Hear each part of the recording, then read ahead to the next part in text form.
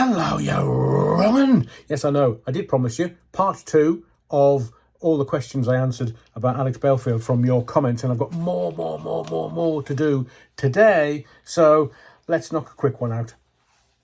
Nothing better. Mr. John Up says, Adrian, great to see you back. Love the videos. They're, as always, interesting. Keep them coming. Take care. Interestingly, Hunter says, champagne sippers is a decoy, Adrian. There are more accounts, but just not in the UK. Oh, Hunter, what's your source? Contact me privately if you wish, but that's quite a revelation. I'll repeat it. Champagne sippers is just a decoy. There are more accounts, but not in the UK. Hunter, I would like to speak with you privately, if you can, because it's always good to get a grasping of the source where you've got that. And that's SOURCE for those that are going, I used to want to catch up, Adrian. The uninvited guest, thank you, Hunter. The uninvited guest, I remember in one of his videos that he set up a GoFundMe page to sue Nottinghamshire Police and the BBC. Because it didn't happen, Alex had to give all the donations back. If I remember rightly, and that was when he started slagging off GoFundMe, saying not to donate to people who use GoFundMe. That was when he switched to PayPal. And then, after being demonetized by YouTube, he used a different website which banned him as well. But I can't remember which one. So he set up his own website and started the monthly payments. The donation money is probably hidden somewhere in a bank account under a different name or under the bed. The uninvited guest again at Ken the Bean. It was placed on hold when he had the GoFundMe page to sue Nottinghamshire Police, but because he had to sue them both by a certain time and Alex didn't, that's where all the money went. It went back to their donators and Alex wasn't happy. So that was when he started saying not to donate to GoFundMe and don't use them and don't donate to anyone who uses them in his videos. That was the reason why. Thank you, uninvited guest. Wow. To Emma, in response, I think it came out in court that the police closed down one of his GoFundMe accounts at the beginning as he was threatening to sue his victims and was intimidating them with litigation. I don't know what happened to the money, though. Under the bed. Uninvited guest in response. If it was the police that had closed down one of his GoFundMe pages, then they would have to give all of the money back, as GoFundMe would have a trace on where all the money came from and who donated it. Alex wouldn't have seen a penny of it. It's, as I keep saying, lots of moving parts and a very complex story. Irrespective of whether you think he's innocent or guilty, this is a story for the ages. It's cyber-enabled, it's awash with money. But what I'm trying to do by bringing you the comments and by cutting through all the noise is to give you clarity so that you can work out what the dots are, where the dots are, and then how to join them. So in this case, you might know more than maybe one of the other viewers or one of the other people that have commented on the videos, but just help each other to join the dots, because there are dots to be joined. Emma responds again to the uninvited guest and says, yes, that is probably what happened. I bet he was furious with the police for doing that, hence his venom towards them. Now, I've just watched the video again because there's a person has commented, and I've got to make sure that I get this right. Terry Wookfit. Cheers, Terry. That was a great comment that you've left today, which I'm going to have to put into another video because, again, it's a dot that might be off your radar and it will give you clarity. But Terry's put a hyperlink in his comment to a video that's out on the net somewhere. It's not on the VOR. It's not anywhere else. It's on a different channel. But it's a very, very, very interesting video that you'll go, oh yeah, I remember that now. Chalky White, thanks Adrian. I only live about a mile from the Lamley. That place was always dead. No one went there. So when the convicted stalker started going there, the place used to get busy. God knows why. The landlady was not well liked by the locals, according to Chalky White. Also, when the convicted stalker got sent down, miraculously, the Lamley closed. I think the landlady, whatever her name is, has run off with the money. All very suspicious. That's your view, Chalky White. The convicted stalker only lives about half a mile away, right on the edge of Gedling Country Park, formerly Gedling Pit, where he did a lot of his filming. I was always suspicious of him. He always played the victim, and his arrogance was off the scale, nasty person. And when you saw him in business class flying to Vegas or Miami, that's what gave the game away for me. Never paid for his paywall, never gave the convicted stalker any money. But thanks for the insight, Adrian. Thanks for the videos. Look forward to the rest of the vids, and glad you're on the mend. Cheers, Chalky White. This is keeping it real and truthful. I remember Alex thanked the people for giving and said that if it hadn't been for them, he would not have been able to pay his mortgage. I remember he said that in a video some time back. Also, he would often go on vacations to Las Vegas. Could this be where some, most, all of his donation money went? Well, if you go back to the 3 of 10, Belfield, Show Me the Money, it'll show you where some of the money's gone. I mean, the amount of money that's sloshing around in this story is mind-boggling. He's got 400 grand in one bank account, and there's talk of hundreds of thousands in others. It's mind-boggling. From Alan, yeah, keeping it real and truthful. Thank you for that. I think you see where Alex sort of didn't give you clarity. He didn't tell you exact facts. So I'm sure he went to Miami with family friends. One of his aunts, who wasn't a real aunt, but just got called auntie. And I think she paid for the whole holiday. He was such a master at getting stuff for free. I mean, I remember he had some, well, he told me he had family in Denver, cousins.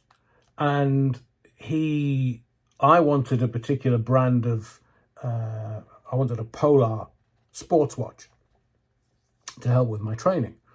And he said, oh, I'll get you one. I said, where are you going to get that from? He said, what I'm going to do is I'm going to go and see family in Denver, and then I'm going to go down to Vegas. And I was like, right, okay, well, let me know. I'll give you the money. And sure enough, he came back with the watch that I wanted, because it was quite a difference between pound and dollar. But I said to him, who paid for this trip? Danced about a bit, but it was a complete freebie. I don't know how he managed it, but I think it was, there is a, I know I keep saying this, but it's like getting round to doing it. The Vegas baby is coming soon. There is a biggie, massive video or two coming, and Vegas baby is going to follow. And I kind of worked out why and how it was always Vegas, baby. It's coming, I promise you. Alan, 1 or 2 weeks in Vegas would bury a lot of money indeed.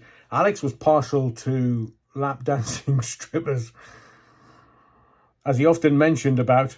Oh, I think I'm going to have to do a video about how to control the narrative. Because if Alex was saying to you, Carol Vordenaux, or whatever he called her, Carol Vorderman or others, he was partial to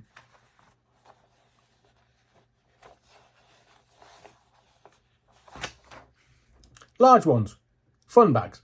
But it was an image. Alan was an image. Alan does say, not sure if you meant male or female or some other alphabet strippers, though, now. Well, there you go. You see, I think, and I'm going to make this point in the Vegas Baby video, when Alex left this sceptred isle and flew to Vegas, he could be whomever he chose to be. And that is a big clue as to why he loved Vegas. Sin City. Mark Bromfield. What I didn't understand from the first video of 10, Adrian, you stated Jeremy Vine came up to BBC Radio Leeds to show Alex the BBC way. But in the court case, Jeremy Vine claimed not to know Alex Belfield, which I found strange. He also apparently asked Stephen Nolan for info about Vine when the YouTube videos about Jeremy started. Again, join the dots and clarity. The BBC Radio Leeds, wanted Alex to do certain things the BBC way. His bosses, which shall remain nameless in this particular video, set up a mentor for Alex. That mentor was Stephen Nolan. So Alex had a lot of one-to-one with Stephen Nolan. And Jeremy was just sort of parachuted in to give a talk. Now, Alex wouldn't have been, he just would have been part of a crowd that Jeremy gave a talk to about the BBC way, about the journalism, because the BBC, particularly BBC Leeds, wanted Alex to do things more the BBC way, the journalist way. And Alex kept saying to them, I'm not a journalist. I'm a guy that does knob gags. That's a Bernie Keith line, to be fair. Because whenever Bernie and I would have a bit of banter, a bit of a, I just said to the listeners, I was basically Bernie Keith's warm-up man, because Bernie always followed me on an afternoon. But Bernie used to always say, "Oh, just do knob gags, Adrian," and that was Alex's response. I'm not a journalist; I just do knob gags. But they tried to get him into the sort of BBC mould, and Jeremy Vine was parachuted in to give a talk. It might have just been the once. But it was Stephen Nolan that was the mentor for Alex to get him to a place of understanding of the BBC. So Jeremy probably wouldn't have remembered. He probably would have just seen a whole load of faces in the room and didn't clock on that, 10, nearly 15 years later, Alex was in that room. I hope that answers your question, Mark. To Emma, yes, I picked up on that Vine had met Belfield when he started working for the BBC. I wonder if Belfield was one of a classroom of people being mentioned by Vine and that Vine had forgotten about him. Also, it was a long time ago. Do you know, Emma, you've just answered. I should have just left it to your answer. So that's kind of my understanding. Now, it could be different, but that is my understanding. And I think the main answer is Stephen Nolan was mentoring Alex. And Alex had a torrid time. He just wanted to crack gags and funnies and be funny and engaging. And journalism within the BBC, that's the very thing that's killing local radio, local BBC radio. I don't know whether you're aware of this, but there's a whole load of local BBC presenters have had to reapply for their jobs. And some of my friends that have been there 29, 30 years with the BBC have lost their gig. They didn't get the job. So a lot of upheaval even now in 2023 at the BBC. When's the next live? I'd love to hear your opinion on Schofield. Next live is this coming Sunday. What's the date? 4th of June? That's the next live. My opinion on Schofield? Oh, it's a mess. It's a real mess. But do you know something? We're now getting to the real nub of the story. Now comes out today that Schofield had £1 million flat close to the TV studios where his paramour and he used to meet up, according to The Sun. It is a mess. But I'll tell you this is the downfall of daytime TV in this country. Because if you just look at, I said this on the live last week, if you look at the whole story, it's linear. It's A to B to C to D to E. And life isn't like that. But I think The Sun Well, they definitely know more than they're letting on. And I will tell you this. Personally, I was aware that Philip Schofield was gay in the 80s. 3 years ago, I was aware that he was dancing with somebody that he shouldn't have been dancing with, and if it came out, would ruin his career. And yet ITV said they held an investigation. Yeah, right, lads. Really? Publish your investigation. Because most businesses have to keep their emails for 5 years on their servers. So just publish the emails. That'll sort it all out. Because the public are going to walk away from this. Holly Willoughby's never going to go back to This Morning. It's toxic. Schofield's toxic. The brand This Morning is toxic. She'll go off and do BBC.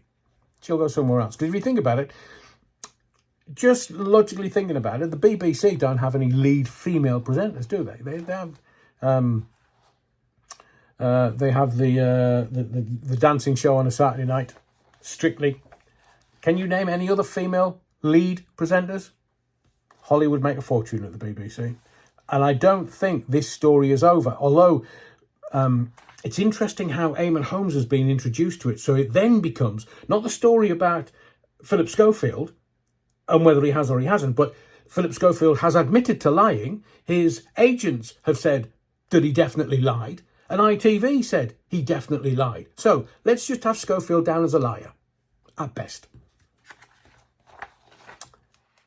By putting Eamon Holmes in there, that's the story, rather than Schofield and what he's actually done. Now, I've seen pictures of Schofield with the runner from This Morning at 10 years old at his theatre company. 10, not 15. Somebody's managing that narrative. People that are on a lot of money, thousands of pounds a day. There's a lot of money at stake here. So trying to make it about Eamon Holmes? No. Stop. Let's just have a check, a sit rep. Let's just kind of reconvene where it should be. And the story is about Schofield. Not his brother, but it's an indicator that there's wrongings in the family. I think that story's going to run, but Schofield's done. He's done. He's toxic. He's done. People like Barrymore, they can't get Barrymore back on telly because nobody will watch him. Why? Because the first thing out of people's mouths is Stuart Lubbock. What happened to Stuart, Michael? So if Schofield ever comes back to telly, the first words out of everyone's mouth is going to be, so come on, cough. What actually happened? Norman Taylor, me and my terminally ill cousin were chatting recently about human beings as she had been watching daytime TV on people who had been committed for murder and been married to their partners for 20, 30, 40 years and led a complete double life. I asked her simply, do we really know anyone? No, I guess, but I know enough about myself to know 1000% I could never do wrong to another human being and certainly not rip anyone off. Thank you, Norman. Appreciate taking the time to leave the comment. Ems says, I gave Alex a quid, which I'm not particularly bothered over, but some gave a whole lot more. Thank you, Ems. Annie Watt. Adrian, thoroughly enjoy your channel. Thank you, Annie Watt. Please can you tell us where we can keep our money? I, for one, cannot afford to lose any, but don't know how to protect what I have without using a bank or NS&I or premium bonds. This world has gone stark raving bonkers. I am your generation and I really feel for the younger generations. Thank you for your insight. Well, the rumour is that digital currencies are coming in the UK and America in 2023. Now, I'm not too sure whether the governments are going to turn around and say, right, we are bringing in digital currencies, so fiat currency, cash, is no longer usable. You've got 6 months or a year to dispose of all your cash. It's going to be digital currencies. That is coming. The European Union also want to have their own digital currency. So I think there was somebody earlier having a go at me because I was talking about banks. Why do you trust banks? Do you know how the system works? You put £1 in a bank can lend £4 out. It's a money-making exercise, and they're all private companies. Do you think they're really going to do the best by you? I think I think the maximum is 80 odd grand that you can have in a bank. And that's all you're guaranteed by the government. Look, if I shook a politician's hand nowadays, I would count my fingers afterwards just to make sure they were all there. I don't trust these fools as far as I can spit them. They are there to make money, to get their snouts in the gravy trough and to make as much money as they can, as quickly as they can. It's not about doing the best by you and I or society, because there's so much tax money floating around. Some of it just disappears. I've got 2 words to say to you. Michelle Moan. I'll leave that with you, if you don't mind. Alan. Adrian, he monetized on another social media site after he got a 90-day YouTube ban in February 2022. His subs paid him $5 a month, so to enable them to talk about whatever they liked, as he put it. Terry Wookfit. Good to hear from you again, Terry. So long as you weren't criticising the convicted stalker or asking him about the donations. If you did, you got booted and banned. No refunds. Unless, of course, you disputed the payment with your bank. They would claw it back for you. Thank you, Terry. Alan again to Terry Wookford. Yeah, he hated any criticism whatsoever. He banned me because he didn't like cyclists. I'm more of a car driver, but he didn't like it when I stood up against the attacks on all cycle users. I do hope people wake up to his childish blocking. And Emma gets stuck in to Terry saying, Terry, did you dare call him out about the donations? I got blocked for calling him out too, both on YouTube and Twitter. So much for the voice of reason. Jen Wolfe, Adrian, I was tarred and feathered the first time I raised doubts on that site. Belfield was his own cheerleader and had multiple identities on the site, but came unstuck when he underestimated the intelligence of the fare-paying passengers that had signed up. Good riddance to him, says Jen. Pie Whack and Trixie Bell. So, where should we keep money if not in a bank? Well, that's the thing. You know when the Special Forces go abroad? Now, I'm not suggesting you all become SAS members, but Special Forces, when they go abroad, they don't give them fiat currency, they give them gold. Gold Krugerrands, I think. Because you can swap them for the currency of the country that you're going into, I'm sure. Cryptos, no, it's a done deal. Busted flush, crypto. Unless the banks get hold of them and then artificially inflate them, but the banks are not going to allow you to have crypto. And all these people online are going, I'll show you how to win with crypto. No, the banks win. And if you think that the central banks around the world are owned by a couple of people, which we'll do another video on, but we are heading into choppy waters the rest of 23 and possibly 24. But by 2025, you've got 18 months, 2 years to figure this out. I haven't quite got there yet, but I am seeking. I am seeking knowledge and insight and wisdom because I don't want to get caught out the way we got caught out in 2019, end of 2019, beginning of 2020. Told us, you can go home, lock the door, you're not getting out and you can't travel. Didn't see that coming, did we? Except Biden and Obama. They were in the lab, in the woo-woo lab. Chinese takeaway. They knew it was coming. Matty says, are you really suggesting we hide all of our millions underneath the mattress? Possibly, Matty. Lena Mean says, no, not all of it. Put half in the freezer. Put a quarter in the toilet system. Richard Barnes. Adrian, why would you say that about money and banks? You're as bad as the COVID scaremongers for that comment. Where the funk else are we supposed to keep it? Stupid comment. Thanks for the info about AB. Interesting as ever. I'm definitely waiting for the next few videos. Thank you, Richard. If anybody's got any insight or any answers, it is coming.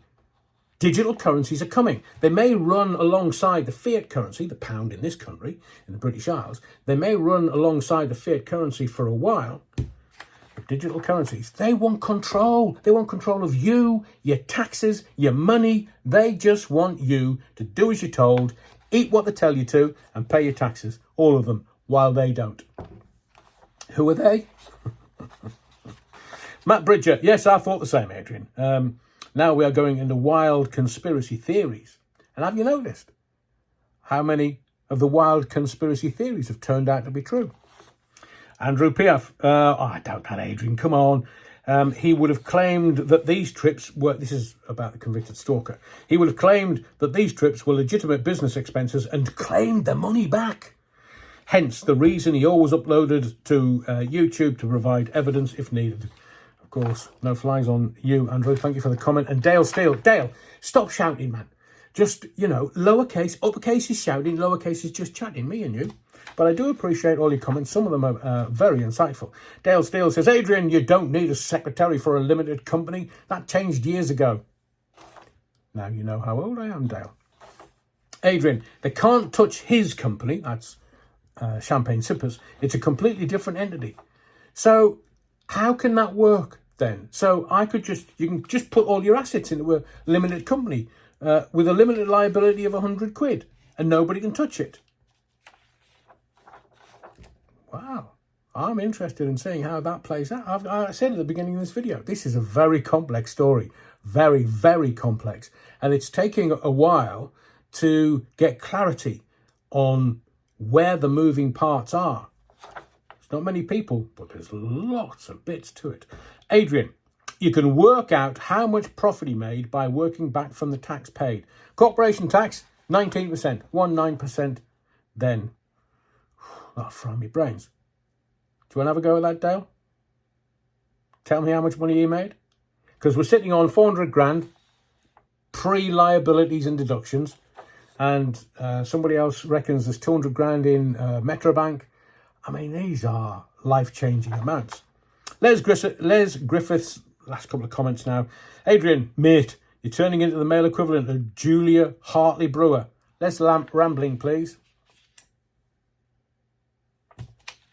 Len Shannon, when he was posting bank details for his donations, when I saw the sort code for the bank, it was the same bank that I used. So I spotted it straight away. It was Metrobank.